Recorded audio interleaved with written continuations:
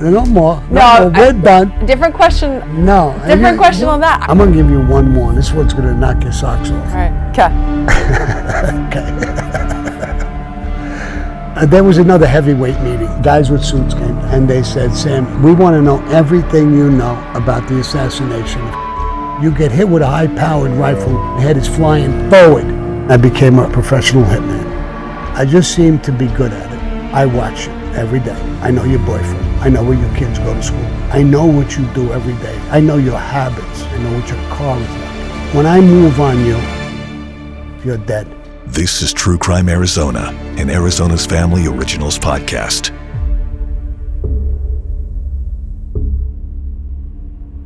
Testing 1, 2, 3. We walked into his office in Phoenix, opened the door, and there he was waiting for us behind a desk, cigarette in hand, puffing smoke out his mouth. I'll put this over here. I have to say, going into this interview, I really had no idea what to expect. I was involved in 19 murders.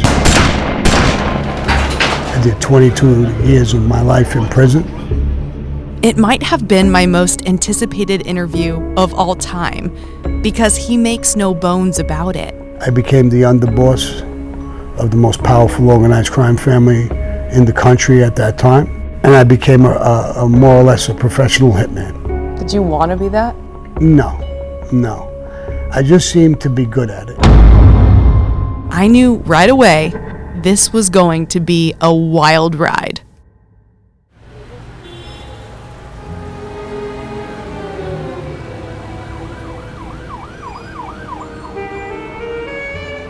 Yeah, my name is Salvatore Gravano. S-A-L-V-A-T-O-R-E. Gravano, G-R-A-V-A-N-O.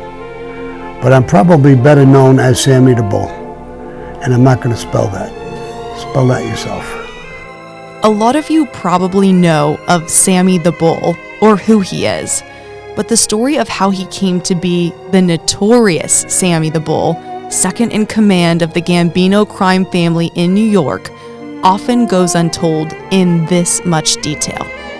How'd you get that nickname? How did I get that nickname? When I was a kid, my mother and father, we didn't have a lot of money, and my father bought me a beautiful bike, a Schwinn, very expensive bike, and he says, Sammy, we don't have a lot of money, take care of the bike, you get this one time, and that's it. I went to a grocery store, I went inside, when I came out, the bike was gone. 2 days later, my friends were yelling to me, down the block, near the fruit and vegetable store, there's your bike with 2 kids. So I ran down there, and it was my bike. I grabbed the whole of it. They were a little older than me, and they didn't want to give it back, and I fought with them. Across the street, there was a bar. It's almost like Goodfellas. There was guys hanging out, mob guys, and one of the guys came across, and he says, what's your name? And I said, Sammy. They started chatting about how scrappy Sammy was. You see the way he was fighting, the two of them? He's like a little bull that's stuck. I hated it in the beginning. My friends would tease me, you're a bull, all that stuff, but it stuck. Later on in years, when cops came looking for me, they were looking for Sammy the Bull. Did you grow to love it? I don't know if I grew to love it, I got used to it. Yeah. My name was Salvatore, but I looked like my Uncle Sammy, and my family, that's how I got the name Sammy. Sammy will be the first to admit his run-ins with the law began young. So your life of crime started in a street gang. Yes. How did you go from street gang to involved in the Mafia? Well, I was dyslexic as a kid, and I had trouble in schools, and I got left back in the 4th grade.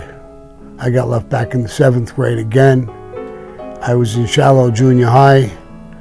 I got caught playing hooky, and they brought me in, and he started talking negative about Italians, me, greaseballs, and I wound up hitting him, and I broke his jaw, and I was moved to another school. I got along good with the girls, but not so good with the boys.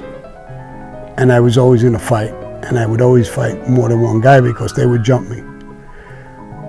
And I already belonged to this gang, the Remorse street gang, and I would come back a little beat up after school, and they would tell me what happened.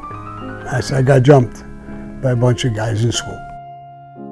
So we would steal a car, get in the car, a whole bunch of us, the Remorse, and go down there and beat the shit out of them. So after a while, nobody wanted to have a fight with me or an argument with me in school, but I got bounced again and I went to 600 school. That's where all the screw-ups go. I think mob guys noticed me more from that fight originally. They got to know who I was. They knew when I got in trouble that I wouldn't cooperate, I wouldn't say anything, and even back in those days, you would get a terrific beating from the cops. Then something changed him, the military. Sammy was drafted into the Vietnam War in 1964 and served in the military for 2 years. He told me he really liked it. He had fun, enjoyed his time, and was in the best shape of his life. But when he got back to the States, he had a friend whose uncle was in the Colombo crime family, the youngest of the 5 families that dominated Mafia activity in New York. At the time, the Colombos were in a mob war with the Gallows. Sammy's days of being a street gang member turned to joining the Mafia in the Colombo family. But eventually, Sammy the Bull would join and rise quickly in the ranks of one of the most famous mob families of all time, the Gambino family, and organized coordinated hits. It's not the guy who pulls the trigger who's dangerous. It's the guy who plans it, where the person cannot get away from this hit. I plan it. He emphasized none of this was ever on the fly or willy-nilly. He says innocent people were never hurt. These were targeted attacks. I watch you every day. I know your boyfriend. I know where you go. I know where your kids go to school. I know what you do every day. I know your habits. I know how you react to everything. I know what your car is like, what your driveway is like. And I concentrate on all that. Then I think about getting away. When I move on you, you're dead. It's not just an argument, it's not just a murder. This is a hit, a professional hit. What constituted planning a hit on somebody? Was it always a bad deal, or somebody didn't make good on their promises? It was an order from the boss. They usually broke rules of Cosa Nostra. Rules are meant there, and the punishment is death a lot of times on a lot of the rules. Most people in the Mafia can kill. So how do you control 1,000 killers? Cosa Nostra is another name for the mob operating in the U.S. The fear of death. Rules. You break those rules, you die. That's the only thing that controls it. Fear is a very important thing. I look at fear in a different way. I look at fear as, in some circumstances, it's a good thing. But how do you capture somebody to like you, love you, and fear you, all at the same time? It's one of the hardest things you can do. But Sammy says the Mafia life wasn't all bad. So Cosa Nostra has a lot of beautiful traits to it and a lot of ugly traits to it. And I understand those traits, and I understand the situation. It hurt a lot of people, it hurt a lot of families, but it also helped a lot of people, a lot of places, a lot of things. I loved people in Cosa Nostra that have passed. I carry that heritage. I take pride in my heritage. So those are good traits that I think the Mafia has that nobody talks about. Those are traits that are instilled in me. So you're very loyal to the people that who I love. Who I love. Is that a general consensus that people in the mob had? That same kind of mentality? No. There's some guys who crossed that line and became serial killers, and we eventually killed them if we found that out. Because that's not what we are. That's Very not strict. what we do. Oh, we're strict. Yes, there's rules, certain rules. At times, Sammy got pretty deep like that in our conversation and interview. He was incredibly good with names, memories of conversations even from decades ago, and information as a whole. I think that's part of what made him a successful hitman in the eyes of the Mafia bosses. He was smart and thorough. Well, my 19 murders, 18 of them died. I can't overrule the boss. The boss is the boss. He says, kill that person, you gotta do it. On none of my murders did anybody get caught.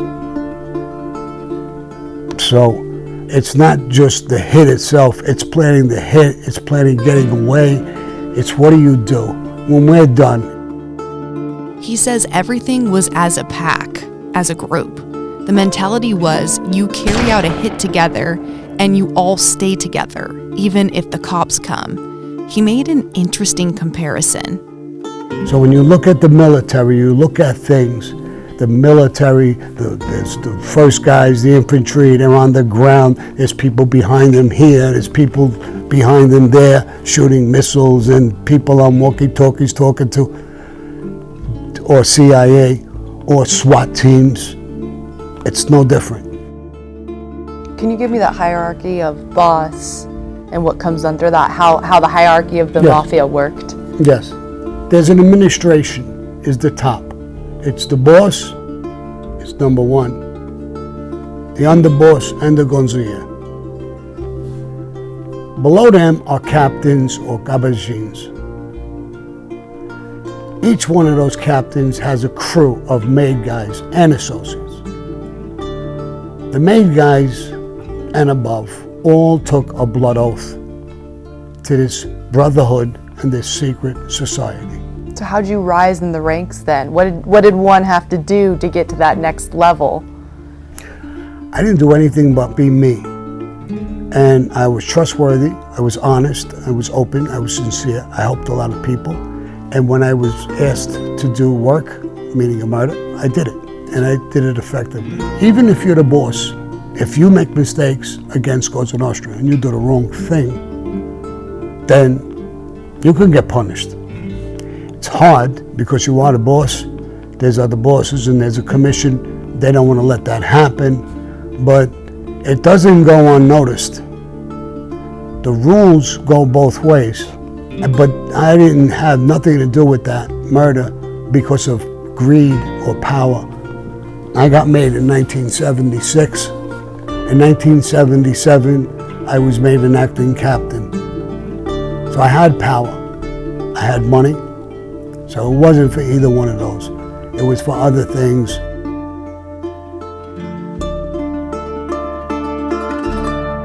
And you made it to underboss. Yes. Very high ranking. Second in command. There's nobody above you but the boss. And you got the boss's ear. It's you and him against the world. So it's not just that you have his ear. I mean, you're part of him. By this point in our interview, I had a question in my mind that I wasn't sure how to ask. I'm sure many of you are thinking something along these lines right now. How is he able to live with himself now after the murders he's committed? And we can use violence, but it's got to be as a last resort, always. Keep that in your fucking head all the time. Those were words from his mentor. I learned the lesson that stuck with me my whole life. It may sound hypocritical coming from a hit guy, but there's many, many times I've tried to save guys in cases I've done that. In some cases, I had no choice. So do you feel the 19 that died, those murders were justified? Because in your perception, that was the last resort? Always, yes. Because sometimes I understood, we understand the rules. At the end of my career, I cooperated and left. That's a golden rule. I should die. I should have died. I should still die. You break that rule, you die. I know it. And I broke the rule. So it wouldn't be a shock to me. I tell my family now, if somebody came down and killed me, don't be mad at them. That's what they have to do. If they don't listen to the boss, they will die. And I broke a rule. Why should they die for me? And you still live with that? Oh, absolutely. Listen, I'm a gangster a long time, and I'll be a gangster until the day I die. The Mafia certainly isn't around like it used to be, but it struck me that Sammy so nonchalantly says he just wouldn't be surprised if he was killed any day now.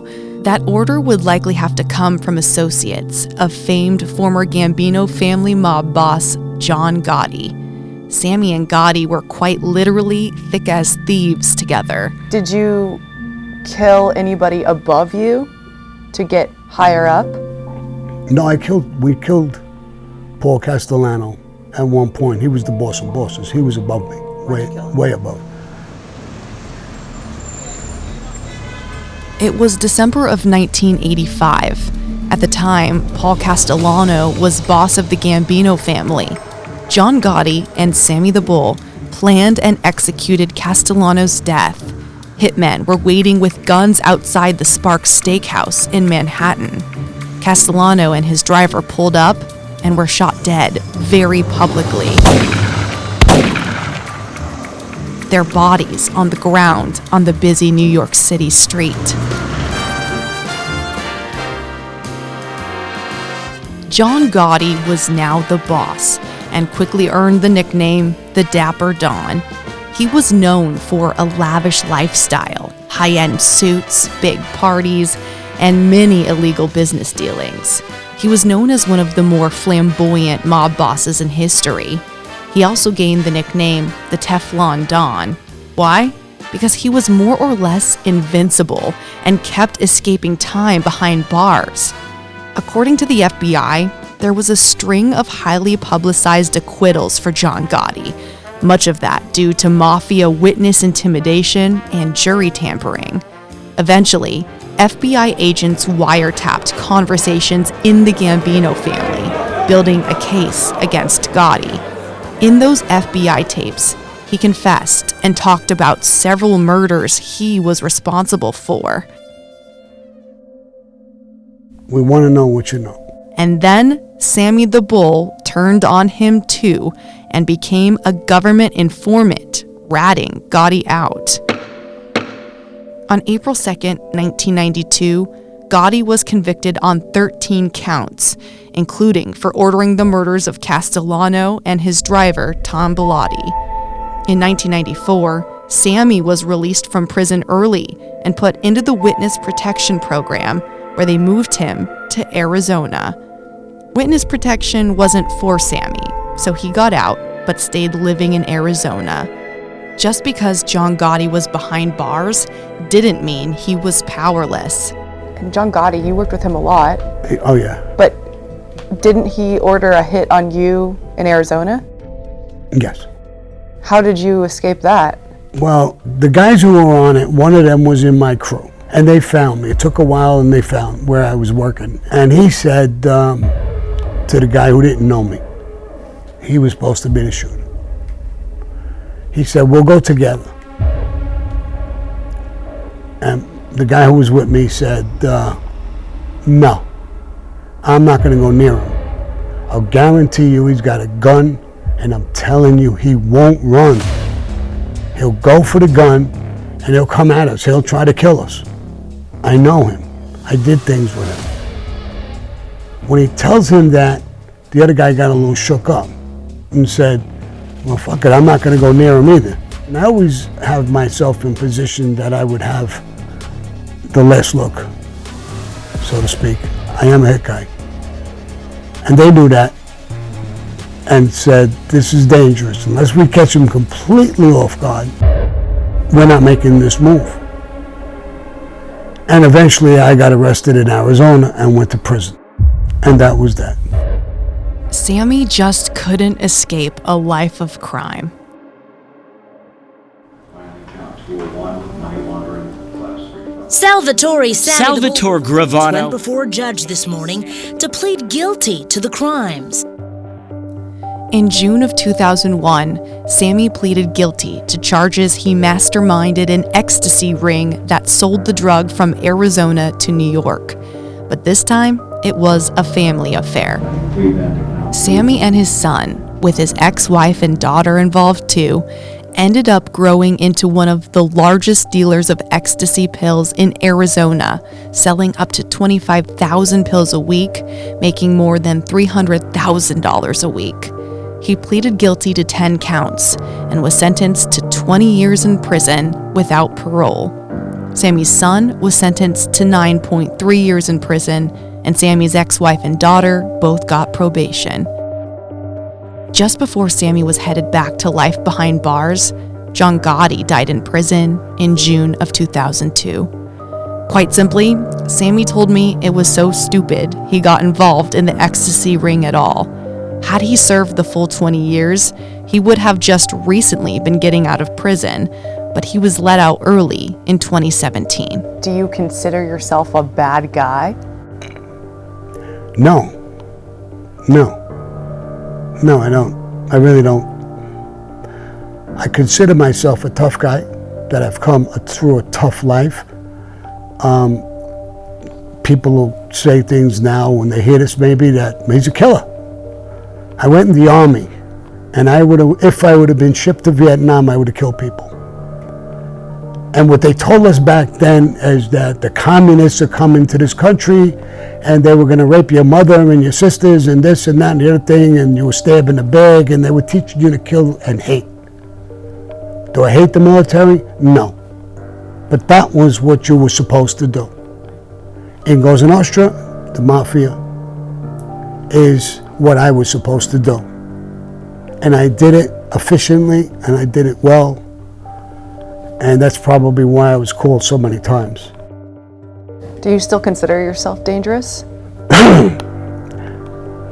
Dangerous? I have a split personality. I'm two people. On one side, I'm a lion. I'm tame. I'm more like a big pussycat. But don't underestimate, I could bite. And I will. If you came to hurt my family or did something like that, I could kill in the blink of an eyelash. I would be a phony to say I can't do it. Or and I'm not a phony.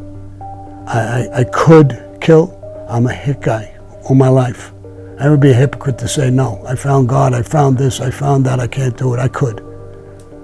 I've done it over and over again. But it would take an extreme thing for me to do it. I don't want to. And I belong to nothing. Do you have remorse in those incidents when you see somebody die? I don't know if you call it remorse. I don't know what you'd call it. It's ugly. And what I really see is, if I go to your funeral, I see your family. You're dead in the box. I see your family, the damage that it did. It hurts people who are alive. It has no effect on him no more. It's lights out when you die. I don't care how you die, it's lights out. Once you're dead, you're dead. There's no pain, there's no suffering, there's no nothing. But it does affect other people. That bothers me. And I know the seriousness of it because of that. But that doesn't take away from what you did to become dead. If you came running in here right now while we're doing this interview, broke in and shot somebody to get into this room and open this door, I'm gonna kill you. You think I'm gonna have remorse for you? I don't give two f***s about you. I'm not gonna have no sympathy to you whatsoever. And I'm not gonna go kill some innocent man or woman or anything. So remorse comes hard for me. I feel more if I insult you or hurt you with my mouth in some way. If I could see it in your face, I hurt you, I really have remorse for that. I'm not sorry, I'm really, really sorry. I don't know how to beg you for your forgiveness, that what I did and said. Once I said it in a video that I made. And once I love you, I'll always love you. It's not a simple answer. I know people would want to hear, yeah, say you have remorse. And I could easily say that. but I would be lying. And when I get up, I got to look at myself in the mirror and say, yeah, great act, bro. And that's just not you. No, it's not me. If you don't like me, don't like me. If you love me, love me. If you hate me, hate me. That's on you. I know what I am. I can live with myself because I know what I am. I know when I did ugly things. It might sound weird to hear this coming from me, a journalist who interviews all kinds of people and a lot of bad people. Here I am sitting across from a guy who is telling me about how he murdered people for the Mafia. And yet Sammy is pretty likable. He was certainly entertaining, but I think what made this interview different is how much ownership he takes of his life and crimes. He makes zero excuses, and I think that's why he has a fair amount of fans nowadays. But he was funny, kind, and you could tell he has a huge heart for those who matter to him, who are a part of his life. I really gotta say, I liked him. And it seems in this day and age, other people do too. When I go to the gym, I'm always looking a little bit behind me, not because I'm going to get shot, because I want to hold the door for somebody. I don't want to just open the door and just walk in and it closes right in their face. I'm courteous with people. I'm a people's person. I talk to everybody. You know, I think when I move into this office and there's other offices, or I moved into an apartment, I think there's people say, oh my God, that's Sammy the Bull, here goes the neighborhood. But before I leave the neighborhood, people come over to me and people blow their horns and wave to me. So at first I think they're a little afraid of me, but after a while they talk to me. They all know my dog Lily because she helps me make friends, because she runs to everybody and licks everybody and says hello to everybody. You saw her. You do it 2 minutes. It's hard not to like that dog. So, and they all call it, Sammy, where's Lily? There she is. So, I have a good life. I go forward. I do the right thing. They like me because of my honesty and sincerity. When I say something that's ugly, I'll say it. I'll say why. I'll say how I felt, you know, and why I feel that way. I own it. You know, I don't back away from it. His dog Lily was so sweet to me and Sergio, and she was so well behaved. She sat and watched most of our interview. To sit there for 6-8 months, especially now, when Neil was Sammy alive, spends most of his time working on his own podcast called Our Thing, detailing mob stories. He's also gotten pretty big on YouTube and social media. I knew it was inevitable. I knew it was going to happen. Sammy was so forthcoming with me and Sergio. He started letting us in on other mob secrets and dealings that we didn't expect him to talk about. Look, I'm going to give you one more example. This girl's got more ammunition. They're going to say, Sammy, what happened? How did she get all this information out of you? I said, she's pretty gorgeous. I couldn't stop talking. Now, if you get a raise for this interview, I get 10%. I wish I was getting a raise for this interview.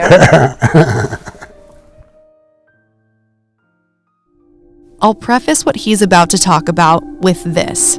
I at first thought some of this was kind of too good to be true, like it has to be exaggerated or too far-fetched, because it's no doubt fairly salacious. But after I interviewed one of the vice presidents at the Mob Museum in Las Vegas and actually visited the museum myself for research and to learn about its history, some of this was brought up and mentioned as part of Mafia history, with parts still a mystery. These conversations between Sammy the Bull and the United States government took place while he was in the Witness Protection Program, and some of these details he's never revealed publicly before. I'm going to give you one more, and this one's going to knock your socks off. All right. Do you have socks? No. No, but they'll be off. All right, later on when you have socks on. Okay. Okay. There was another heavyweight meeting, and guys with suits came down, and they said, Sammy, we want to know everything you know about the assassination of Kennedy.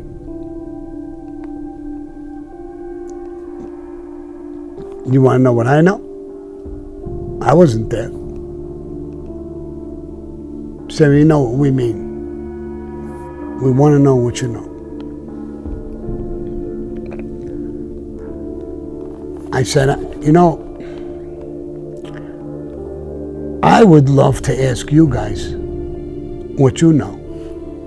Because I know one thing. There was a guy in a building, Lee Harvey Oswald, whatever his name was, who shot him in the back of the head. Now, you guys know I'm a hit guy, right? Yeah, of course. I know one thing, I can guarantee you. You get hit with a high-powered rifle in the back of the head, your head is flying forward. His head all of a sudden stopped. I saw a movie, a film. Some people took a film, and he went flying backwards. That tells me, as a professional hit guy, is that somebody on that grassy knoll hit him in the front of the head too, at the same time. He might have taken the first bullet in the head, he went forward, the second one hit him in the front of the head, and he went flying backwards. And I know one thing, that on that grassy knoll, there was no mafiosos. I guarantee you that. And there was a report that they seen people in the uniforms, police uniforms. So I would like to ask you, was it some of you sneaky ass, CIA guys on that hill? I do know that they were hated. Not John. John wasn't hated. He was liked. His father was a bootlegger. He was a whore master. That's all he wanted to do was do favors. But Bobby Kennedy had more. He with everybody. The Vice President of the United States, Hoover, who, by the way, was with us. He was with the mob. Hoover was? Hoover was connected to the mob. We used to fix races and give him the winner of the race. He was gay as a $3 bill. And he had the top guy who was with him was gay. He hated him.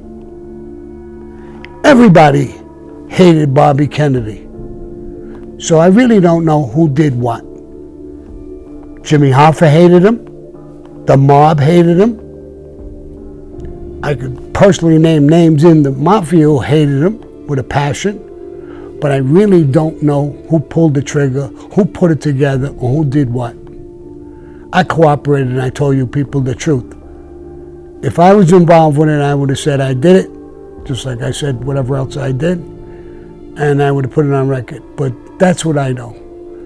I think somebody was on that grassy knoll. That's what it looked like to me. And that's what I know as a professional hit guy. Getting hit, not with a pistol, that alone you'll go flying forward, a high-powered rifle. And then the guy gets shot in a police station by a guy who's hooked up with the Mafia. And 18 or 19 people died after that. Investigators, reporters, everybody. So I don't know, it seems very confusing. It seems like there's a lot of people who were nervous and wanted to shut this thing down. So I really can't answer your questions. They stood up. They said, this meeting is over. Get all of the notes, any notes, and destroy them. We were never here.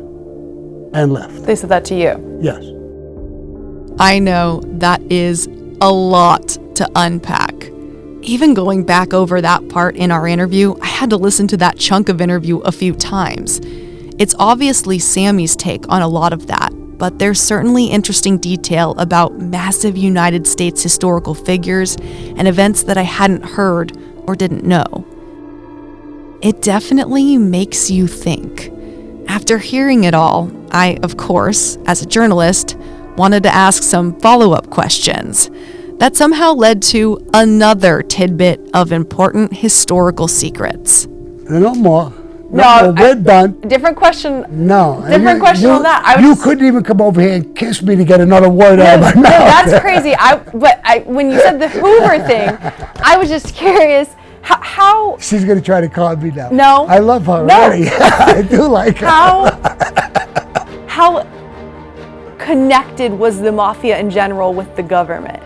Were there deals being made left and right? In my story about the Mafia, you're going to see that the government has been was connected with the Mafia for a long, long time. Deep connections? Deep. How about this? They came to the Mafia and asked for us, when I say us, not me, but the mob, to kill Castro. They gave us the contract. So We couldn't do it, but we booked it and we'll do it because we want to keep that tie. the tie was important. Of course, when you're a gangster and you're doing whatever, who better to be your friend? Politicians, judges, the government, the President of the United States? Who better? You know those people, you ain't going to jail that easy. I think I was pretty naive to just how involved the Mafia was with quite literally everything before the turn of the century. Organized crime is an understatement. This was all so well coordinated in every way. The Mafia doesn't exist like it used to by any means, but as the world evolves, new organized crime evolves with it, and the fundamentals of it doesn't change. Money, connections, power, and greed. All of those things control everything, all the time. All the time. There's always someone, some organization, it may not be the Mafia, it's always something that controls everything. That's it for me, kiddo. And your audience, I love you guys. If you want to learn more about Mafia stories from Sammy himself, check out his podcast called Our Thing, which is available wherever you listen to your favorite podcasts. A special thanks to the Mob Museum in Las Vegas for also having me and allowing me to learn so much more about Mafia history.